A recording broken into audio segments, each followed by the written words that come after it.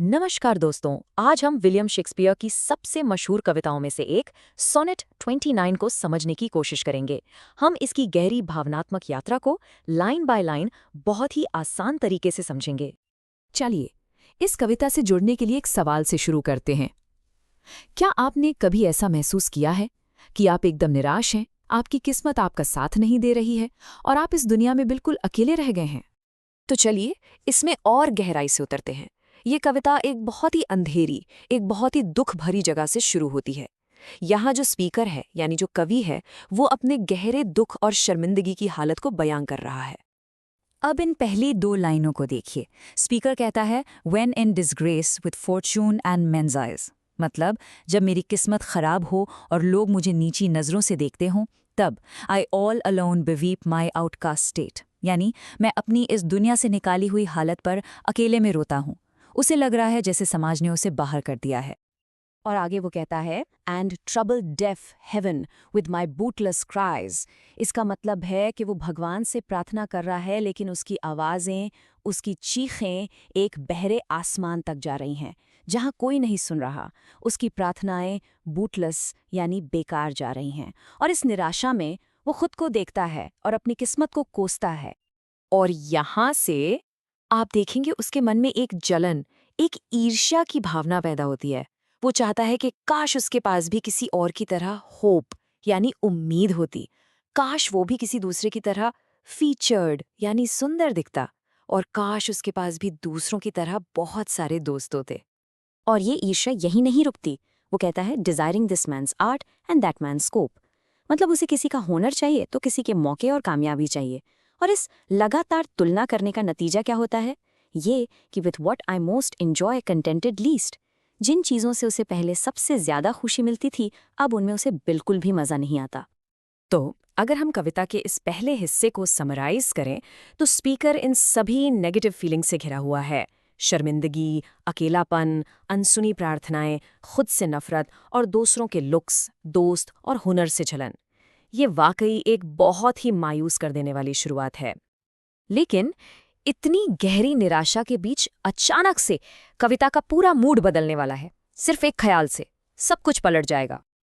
और जो चीज ये बदलाव लाती है, वो है ये एक छोटा सा शब्द येट, जिसका मतलब है फिर भी।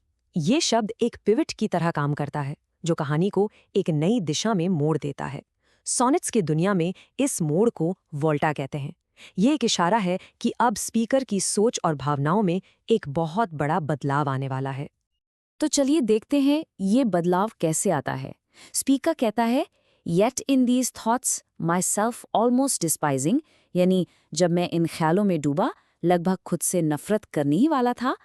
Happily I think on the, happily का मतलब है अचानक से, संयोग से मुझे तुम्हारा ख्याल आता है।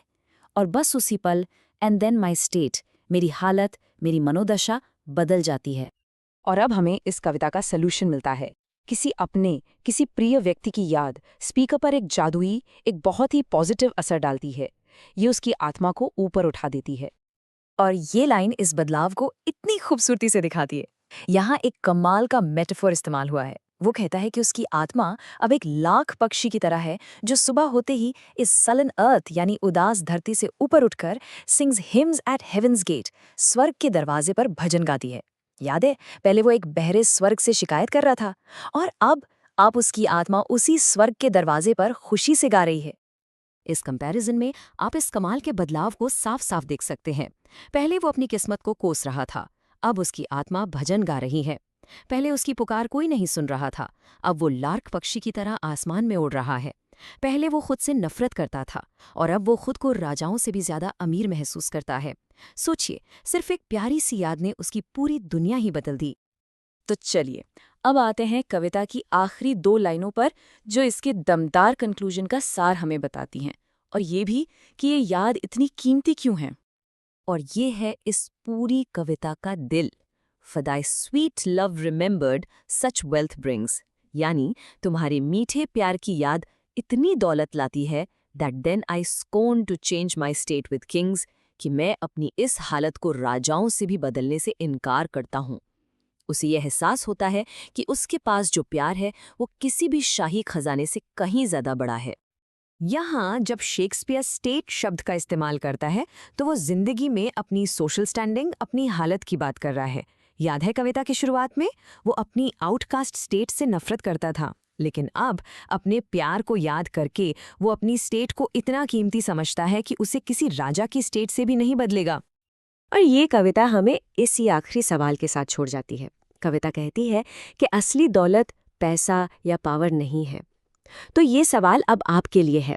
आपकी ज़िंदगी में वो कौन सी वेल्थ है, वो कौन सी दौलत है जो आपको किसी राजा से भी ज़्यादा अमीर महसूस कराती है?